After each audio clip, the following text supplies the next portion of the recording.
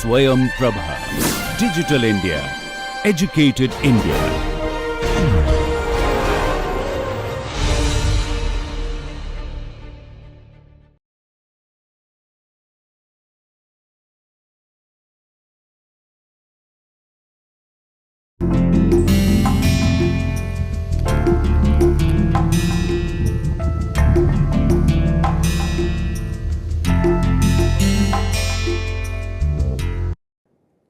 Now, coming to the third noble truth, or in the chain of understanding of the moral life of a human being, the Buddhists have claimed that life is full of suffering, and then we came across the first two noble truths. Now, the third noble truth states almost an ontological claim that if you look at the slide, when it says the third noble truth, the third noble truth claims that since suffering is caused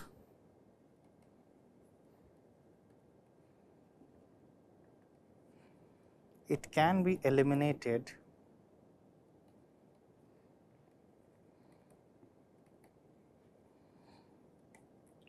by eliminating its causes.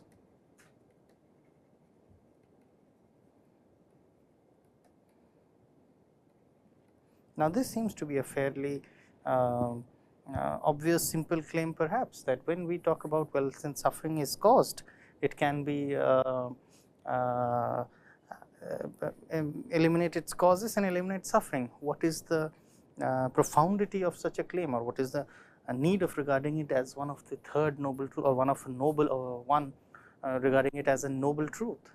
Well, first, bringing suffering into the chain of causality, that suffering is no fatalistic accident, suffering is no gift of chance, and that there is a way out of suffering. And because, how do you understand that? With the ontological claim as well, suffering is in the causality chain. So, if you eliminate its causes, you eliminate suffering.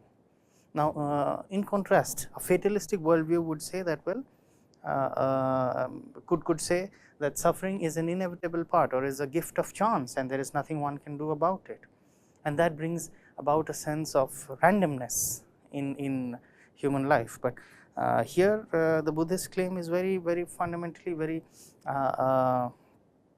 strong, that suffering is in the domain of causality, and if you do eliminate the causes, you eliminate suffering itself. So, it is not that suffering is a gift of chance, or that it comes about randomly, or it is inevitable. So, it can be evaded or taken care of. Now, the fourth noble truth talks about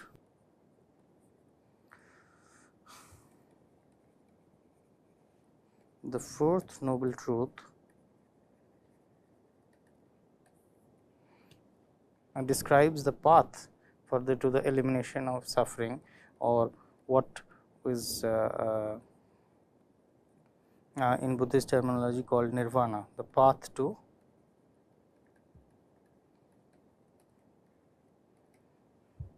nirvana, and it is called the eightfold path.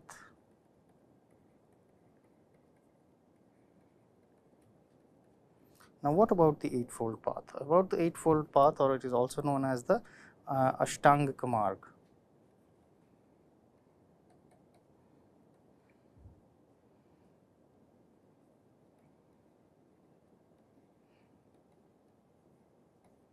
I think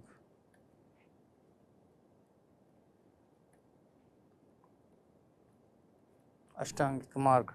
Now, this eightfold path we will talk about. Well, first let me list it down, then I will have a brief glimpse over it. Right speech, right action,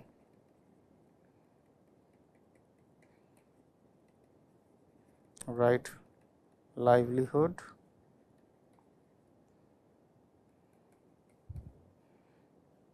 right effort,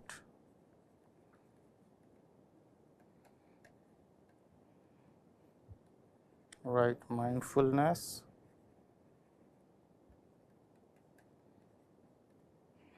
right concentration,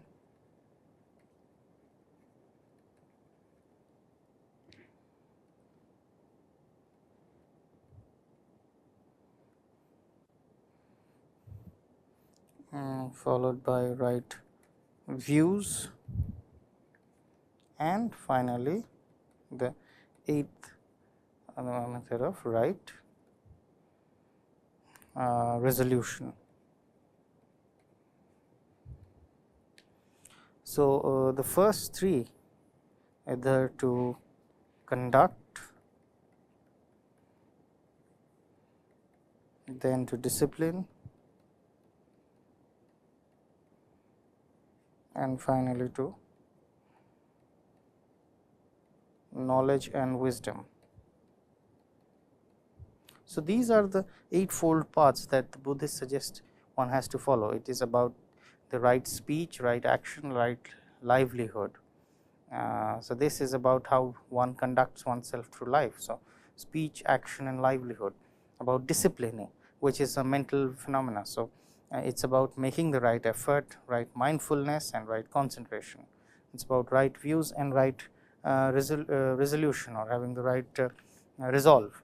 Now, this is finally what leads to, according to the Buddhists, what they have termed as the nirvana. So, that is basically sums up what the Buddhist ethics briefly puts forth.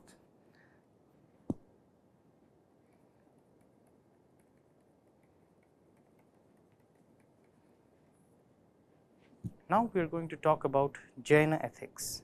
Now, we have just talked about in the earlier classes about Buddhist ethics, and now we are going to talk about Jaina ethics. This is in no way an exhaustive or a detailed view of Jaina ethics, but just a brief overview of Jain ethics as a part of the Indian ethical tradition. If those who are interested are welcome to go ahead and read more about it. But now, most people who have studied in India are familiar with or in the Indian subcontinent, or those who have taken interest in history of the world or religions or the Orient, have come across Jainism both as a religion and as a philosophy. Similarly, Buddhism has been both a religion and a philosophy. Now, we have come across the tenets of these religions or philosophies in elementary forms or in basic forms in various books that we might have studied, or information that we have come across. Now, let us make something. Are these? I am sure many of you must be wondering that are these tenets practical? Why are we talking about it? Are these? Do these actually connect to the world out there? I mean, these are historical tenets, and say something like right action, truthfulness, that well, one should always utter the truth. Perhaps these have become not just out fashioned, but these have become difficult to hold practices in the world out there. Where are we connecting and what are we talking about? Well, for one, let us have a charitable, let us open up our minds, let us have an empathetic reading of these philosophies and religions. Let us imagine a time when Buddhists and Jains, the Jain religion and philosophy came up. Now, in that time, depending on the context, these religions evolved or these philosophies evolved. Now, in these ethical code of in these philosophies, ethics was not an isolated conduct that took place. Now, in these times, religion or philosophical understanding of religion or the way of living was centered around one's philosophical or metaphysical or religious beliefs. Contrast it with today. Today we are the center of our life is perhaps for many of us is occupied by the profession they carry forward or the their means of livelihood, and religion or other beliefs form to be a part or a supplement to the life that they lead. Now, this was not perhaps not the case in the times that these religions and philosophies evolved. This was a time when livelihood was perhaps a pursuit necessary, and there was affluence enough not to worry about or hoard and save for the future, but the emphasis was to live the right kind of life, and therefore, the entire thrust of the intellectuals then was on discerning religion, philosophy, metaphysics and the fundamental nature of the world, and then having a code of living, which will ultimately get what one wants to get, and which was perhaps liberation in various terms as it is known. Today we find this difficult. Today we are talking about it almost like an object in the museum of what is Jain ethics, what is Buddhist ethics. Now, for somebody, suppose if let us imagine has been transposed from that time to this time, will be very curious and amused, if not hurt, or with this deep sense of wronging or maybe a pity for people like me and us, who are trying to have a textual understanding of Jain ethics or Buddhist ethics, because for them ethics was not something which is to be listed down as a law code and to be followed, but it naturally stems from one's metaphysical beliefs, religious practices and philosophy of living. Now, in such a situation where trust levels were perhaps so high that uttering the truth was not a miraculous expectation, whereas perhaps today if somebody says that, well, I shall only speak the truth, well, one would perhaps land into a lot of trouble very soon from the time one makes that resolution. Of course, this is not to disappoint the truth speakers, or not to say that all of us are liars, but even our etiquettes, our wishes also have a certain level of implicit inaccurateness. So, like when we say thank you, or when we wish somebody a good morning, do we really wish that the person has a good morning, or we are really grateful, or well, that is a question I leave on you to delve. So, coming back to why we are talking about these things is because we need to understand that these ethics evolve in a time, and there are people today and there are places today where it is still trying to be practiced with the same spirit as in which it evolved. So, it was a full package of living. It was not a 1 hour escape for a capsule course to find out about the way of living. This is another way of living. This is a way of living which is governed by these metaphysical doctrines and religious practices that came along, and other things fade into the background. So, putting in that kind of a notice in your minds, that I hope to elicit an empathetic understanding, or more accurately an more open and understanding, or more contextual understanding of the ethics that we talk about. Now, a little bit history about Jain ethics, or what they know which is known as Jinnah, or the conqueror. Jains are the follower of Jinnah, or the conqueror, the victor. Now, what did the conqueror conquer? Well, the conqueror did conquer his lower self and realize the higher self.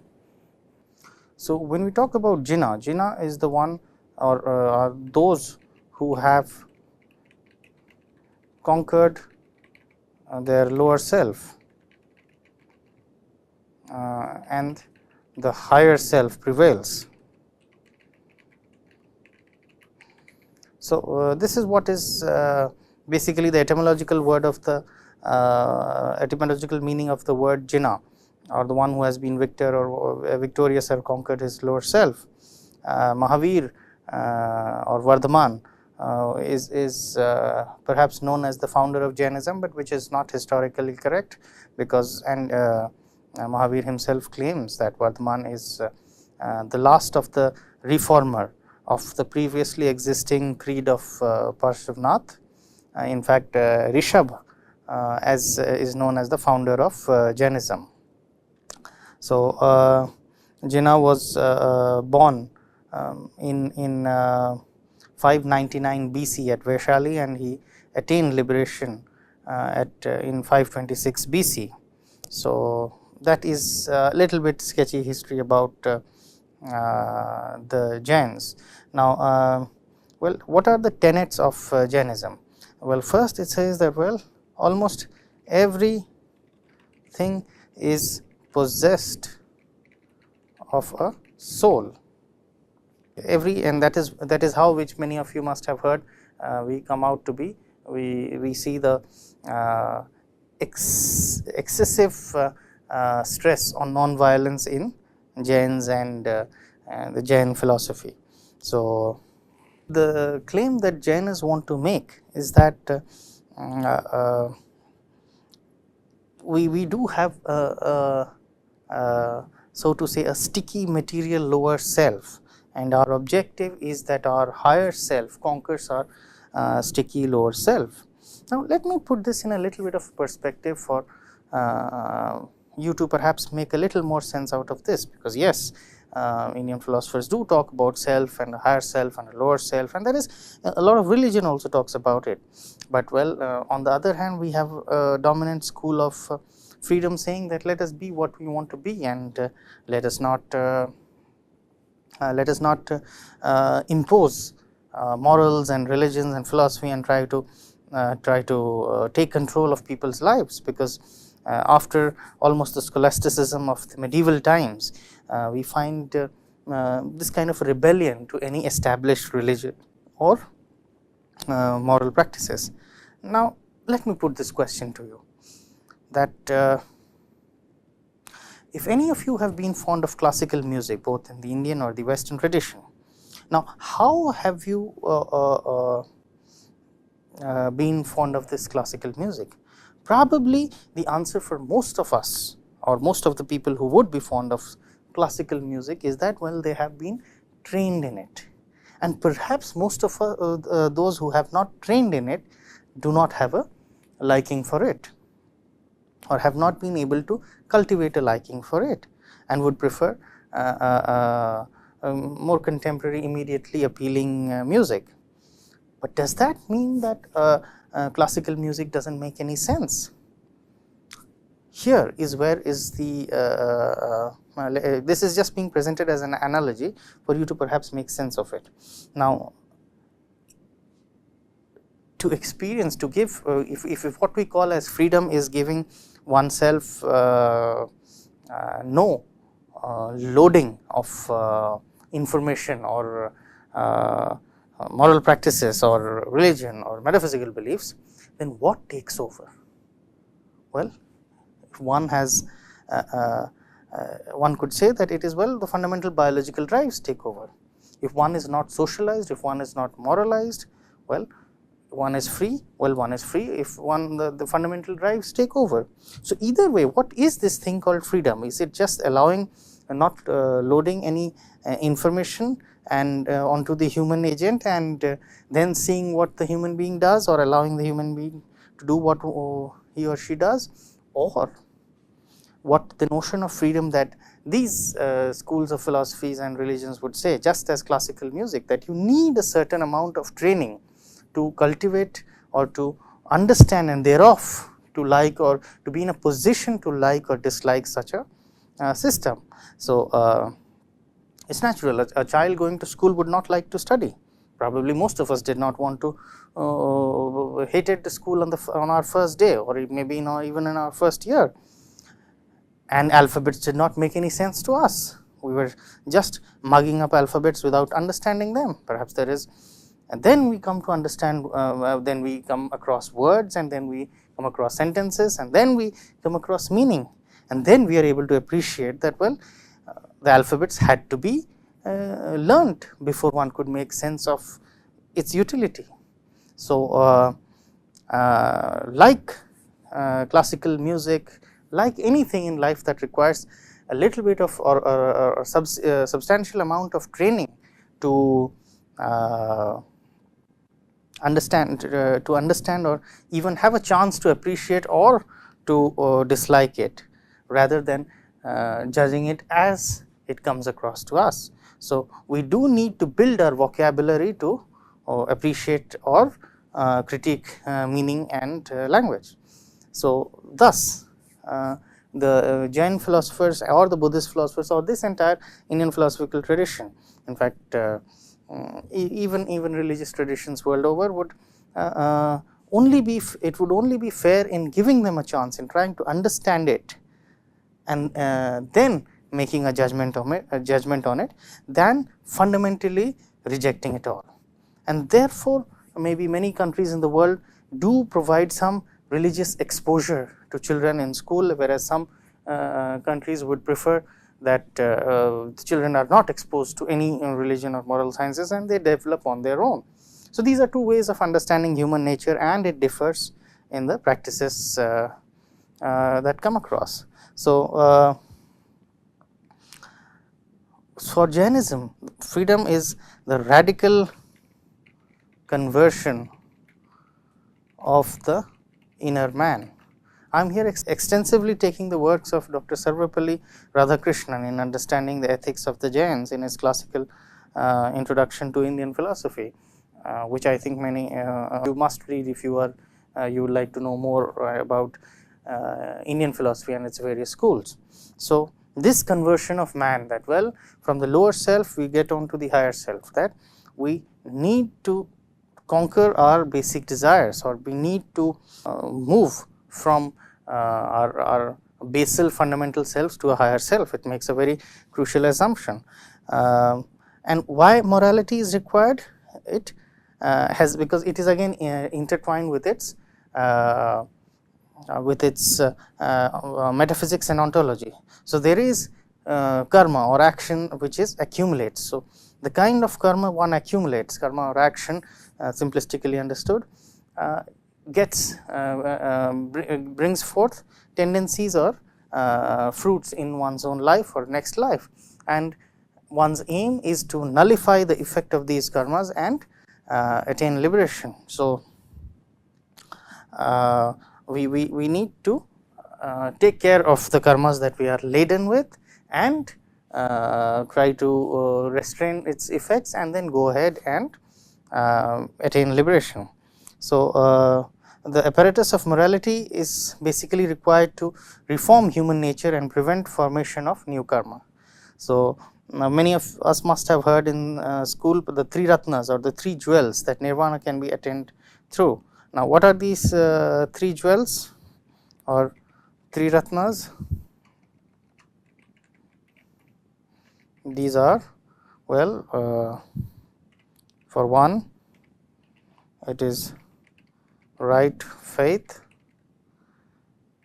2 is right knowledge, and 3 is right conduct. So, what is basically means? Right faith is that faith in Jinnah or the leader, and the right knowledge is knowledge of his doctrine, and right conduct is following the conduct. So, then following the conduct prescribed in the by the Jinnah. So, there is they also have a mention of fivefold conduct, which is 1. Non-violence,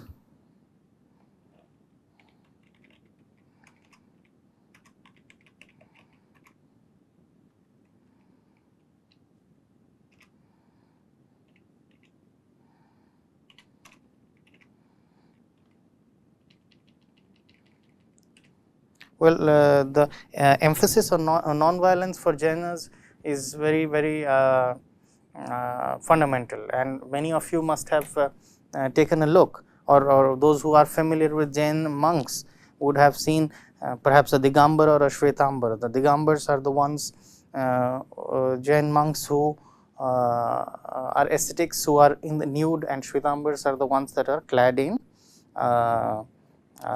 white cloth. They seem to have a cloth wrapped around their mouth when they are speaking or breathing also, because this supposedly prevents the destruction of or killing of or violence of the various microbes that are in the air.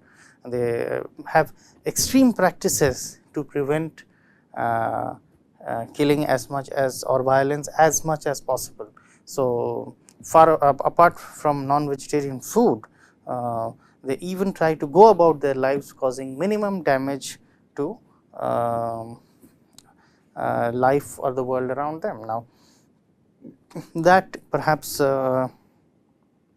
many people have found difficulty following, that well, life essentially breeds on life, and we do find that well, no matter how much effort we make, we will or the survival of an organism feeds on another organism, or accidentally requires the destruction of another organism. Now, to this I would like to say maybe a more empathetic understanding of this Jain way of living is that well, no matter perfection cannot be achieved, but does that mean do we not even target perfection?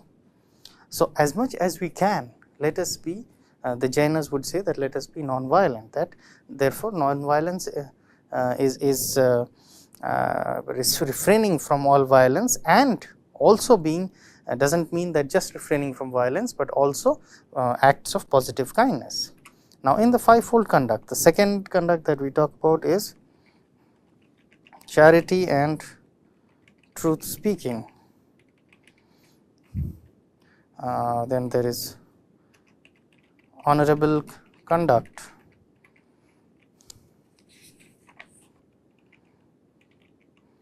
chastity in word, thought and deed, and finally renunciation of all worldly desires. And now these are fairly easy to understand, but they are perhaps very difficult to follow, and that perhaps brings in a sense of difficulty that in the audience and in people who are trying to explore or engage with Jainism, is that this becomes very difficult. But well, this is the fundamental. Now, if the greater the reward, the stiffer the path. So, these are conducts fairly simple, fairly obvious, and fairly postulated by perhaps most of the religions and codes of conduct, that but to follow it is the necessary path which will be which will get rid of our bad karma and bring about the absence of any accumulation of future karma, and that means the higher self conquering the lower self. So, okay, I would like to many of you might be thinking that well, why this notion of nudity in Digambars. Now, as Radhakrishnan puts it, that well, nudity is getting rid of the final discriminationary sense that human beings have of shame, that well, shame is getting a sense of discrimination, possession, a sense of discrimination between clothed and the unclothed, and therefore we find that even giving up clothes is giving that final sense of shame up and accepting oneself as one is.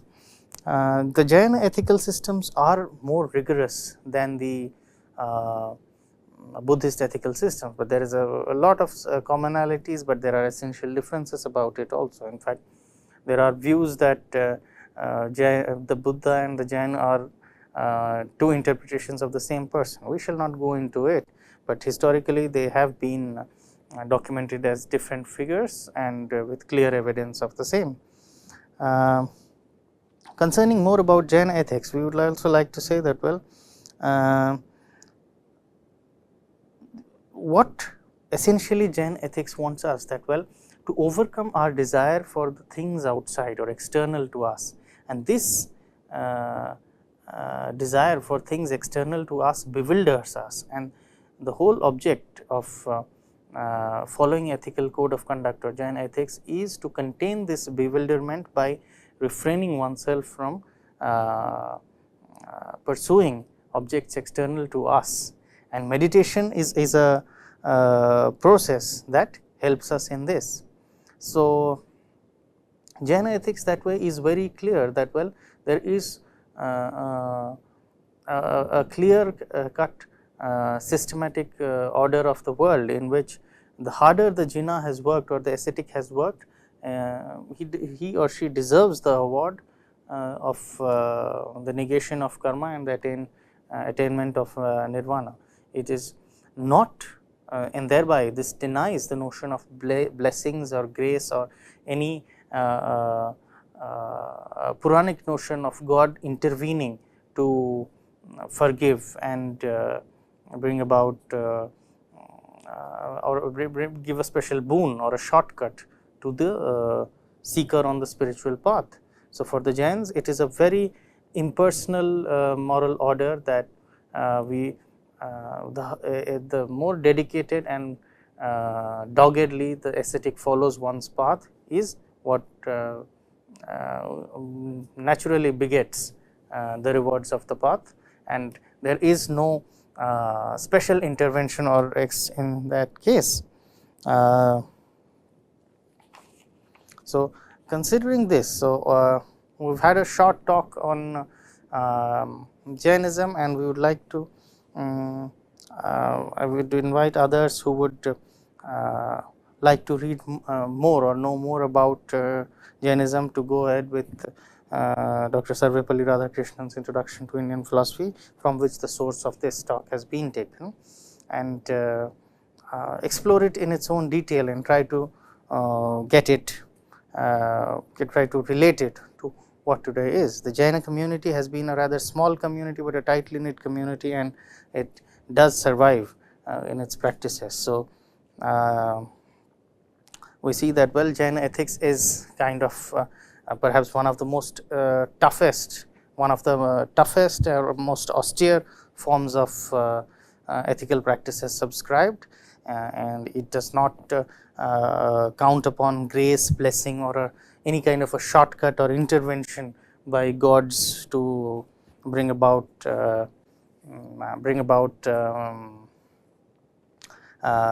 a special benefit to the seeker. It is simply the effort one puts in, the livelihood one follows, the dogged sticking to the conduct prescribed, that one attains, demolishes one's old karma or bad karma and creates none, and therefore leads to nirvana.